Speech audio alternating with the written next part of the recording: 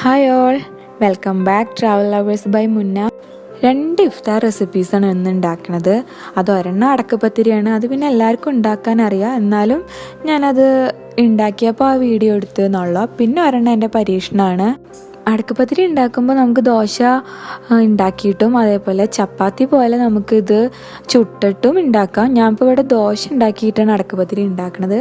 അതിലേക്ക് മൈദ അത്യാവശ്യത്തിന് ഇപ്പോൾ എത്രത്തോളം നമ്മൾ അടക്ക് ഉണ്ടാക്കണോ അതിനനുസരിച്ച് ദോശ ഉണ്ടാക്കാനുള്ള മൈദ എടുത്താൽ മതി.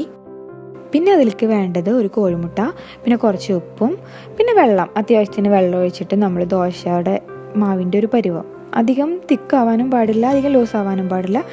അപ്പോൾ ദോശക്കുള്ള മാവ് നമ്മൾ റെഡിയാക്കിയിട്ട് എടുത്തേക്കുക. അത് കഴിഞ്ഞതിന് ശേഷം നമുക്ക് ഇനി അതിലേക്ക് ഫില്ല് ചെയ്യാനുള്ള ചിക്കനാണ് ഇതിലിപ്പോൾ ഞാൻ ഫില്ല് ചെയ്യണത്. അപ്പോൾ അത് നമുക്കൊന്ന് റെഡിയാക്കി എടുക്കുക. അതിന് കുറച്ച് സബോള ചെറിയായി അരിഞ്ഞതാണ്, ഒരു 2 സബോള എങ്ങാനും എടുത്ത്, നമ്മളിപ്പോൾ ചിക്കന് അനുസരിച്ചിട്ട് സബോള എടുത്താൽ മതി. അപ്പോൾ ആദ്യം ചെറിയ സബോള അരിഞ്ഞത് അത് നല്ലപോലെ കുറച്ച് ഉപ്പൊക്കെ ഇട്ടിട്ട് നല്ലപോലെ വഴറ്റിയെടുക്കുക.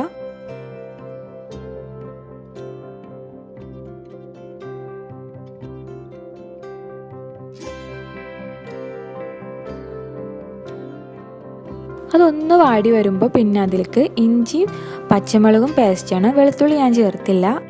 അപ്പോൾ ഇഞ്ചിയും പച്ചമുളകും പേസ്റ്റ് ഇട്ടിട്ട് ഒന്നുകൂടെ നന്നായി വഴറ്റുക.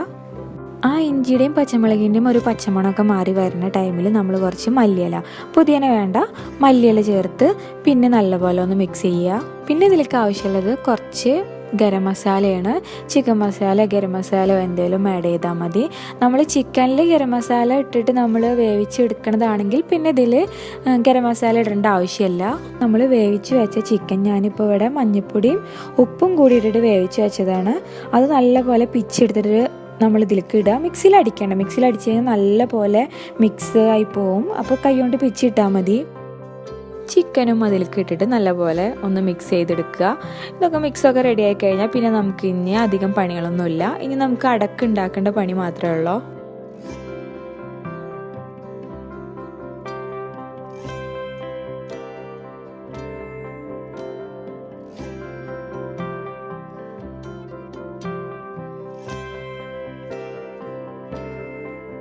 ഇനി അടക്കുണ്ടാക്കാനുള്ള ദോശ നമുക്ക് മുന്നേ കലക്കി വെച്ചിട്ടുണ്ടായിരുന്നില്ലേ, അതെടുത്തിട്ട് നമുക്കിനി നൈസ് ദോശകൾ ഉണ്ടാക്കിയെടുക്കണം. ഞാനിപ്പോൾ ഇവിടെ ഒരു 8-10 ദോശ ഉണ്ടാക്കിയെടുത്തിട്ടുള്ളൂ. അത്യാവശ്യം നമ്മൾ ചിക്കൻ വെച്ച് വരുമ്പോൾ അത്യാവശ്യം ലെയറും വരും.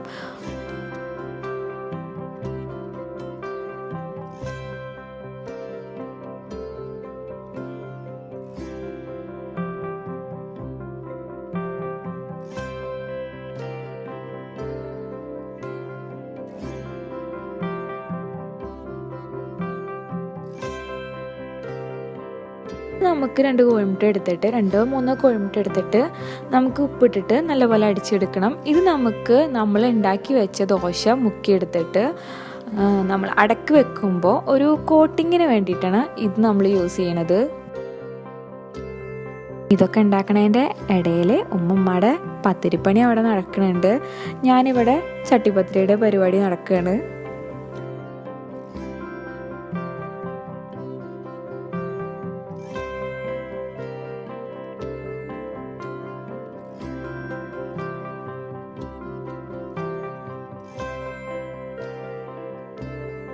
ഇനി നമുക്ക് ലാസ്റ്റത്തെ പരിപാടിയാണ്. ഓരോ ദോശ എടുക്കുക, ഇതേപോലെ കോഴിമുട്ടയിൽ മുക്കിയിട്ട് നമ്മൾ പാനിൽ വെക്കുക. ഇനി അതിൻ്റെ മേലെ നമ്മൾ ഉണ്ടാക്കി വെച്ച ചിക്കൻ്റെ കൂട്ട് അതിടുക. ഇത് ഇതേപോലെ തന്നെ നമ്മൾ എത്ര ലെയറാണോ നമുക്ക് വേണ്ടത് അതേപോലെ ആക്കിയെടുക്കുക. ഇതിപ്പോൾ അറിയാത്തതൊന്നും എല്ലാവർക്കും അറിയണ ഒരു റെസിപ്പി തന്നെയാണ്.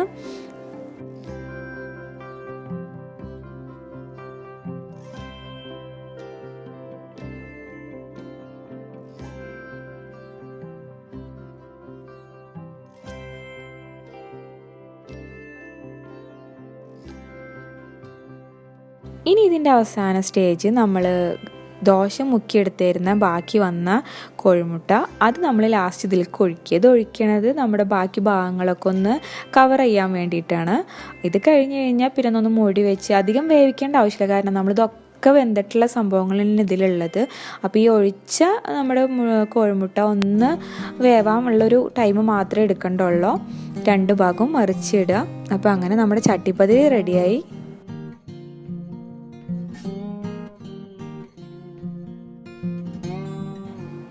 ഇനി അടുത്തത് ഞാൻ പറഞ്ഞ പരീക്ഷണമാണ്. അതിലേക്ക് മെയിൻ വേണ്ടത് കോഴിമുട്ടയാണ്. 2-3 കോഴിമുട്ടയും കുറച്ച് ഉപ്പും പിന്നെ മെയിൻ വേണ്ടത് ക്യാപ്സിക്കാണ്. ക്യാപ്സിക്കത്തിൻ്റെ ടേസ്റ്റാണ് ഇതിൽ മെയിനായിട്ട് നിൽക്കേണ്ടത്. അപ്പോൾ ഞാനൊരു വലിയൊരു ക്യാപ്സിക്കം എടുത്തിട്ടുണ്ട്. അത് ഇതേപോലെ ചെറുതായിട്ട് അരിയുക. പിന്നെ കുറച്ച് മല്ലിയിലയും കൂടി ഇട്ടിട്ട് നല്ലപോലെ ബീറ്റ് ചെയ്തെടുക്കുക.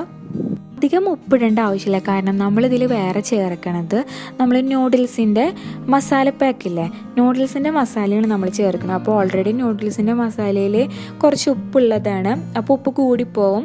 ഈ പാക്ക് ഇട്ടതിന് ശേഷം നമ്മൾ പിന്നെ വേണമെങ്കിൽ മാത്രം ഉപ്പിട്ടാൽ മതി. ഇതാണ് മെയിൻ ഉള്ളത് ഈ ഒരു മസാല. വേറെ മസാലകളൊന്നും നമ്മൾ ആഡ് ചെയ്യണില്ല. ഇതിലേക്ക് വേണ്ട മറ്റൊരു ഇൻഗ്രീഡിയൻ്റാണ് നമ്മൾ നൂഡിൽസ് വേവിച്ച് വെച്ചിട്ടുള്ളതാണ്. ഇത് രണ്ടും കോഴിമുട്ടയും നൂഡിൽസും കൂടിയിട്ടാണ് ഈ സംഭവം ഉണ്ടാക്കുന്നത് തന്നെ. നമ്മളൊരു പാൻ എടുത്ത് കുറച്ച് ഓയിൽ ഒഴിച്ച് ചൂടായതിനു ശേഷം നമ്മൾ ഓംലേറ്റ് ഉണ്ടാക്കുന്ന പോലെ ഈ നമ്മൾ ഉണ്ടാക്കി വെച്ച കോഴിമുട്ട ഒഴിച്ച് അത് ഒന്ന് വെന്ത് വരുന്നതിൻ്റെ മുന്നേ തന്നെ നമ്മൾ ഈ നൂഡിൽസ് ഉപ്പിട്ട് വേവിക്കുകയാണെങ്കിൽ അങ്ങനെ വേവിച്ചു. അതല്ല ഉപ്പ് നമ്മൾ ഓൾറെഡി ഇപ്പം ഈ സംഭവങ്ങളിലൊക്കെ ഉള്ള കാരണം അധികം ഉപ്പിടേണ്ട ആവശ്യമില്ല. ഇത് നല്ലപോലെ കുറച്ച് വെക്കണം. പെട്ടെന്ന് നമ്മൾ കോഴിമുട്ട അത് വെന്ത് വരാനും പാടില്ല, കാരണം നമ്മൾ ഈ നൂഡിൽസ് ഇടുന്ന ടൈമിൽ ഇത് വെന്ത് പോയി കഴിഞ്ഞാൽ അതിൻ്റെ ആ ഒരു ടേസ്റ്റ് കിട്ടില്ല.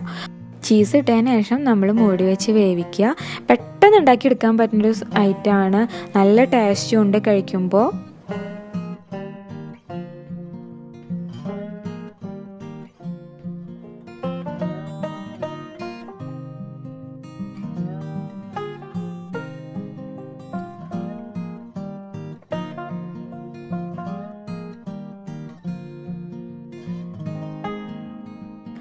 അപ്പോൾ ഇന്നത്തെ ഇഫ്താർ സ്പെഷ്യൽ ഇത് രണ്ടുമാണ്. ഒന്ന് അടക്കപ്പത്തിരിയും പിന്നെ ഓംലേറ്റ് പിസ്സ എന്നും പറയാം, നൂഡിൽസ് പിസ്സ എന്നും പറയാം. അപ്പോൾ ഇത് രണ്ടും ട്രൈ ചെയ്ത് നോക്കുക.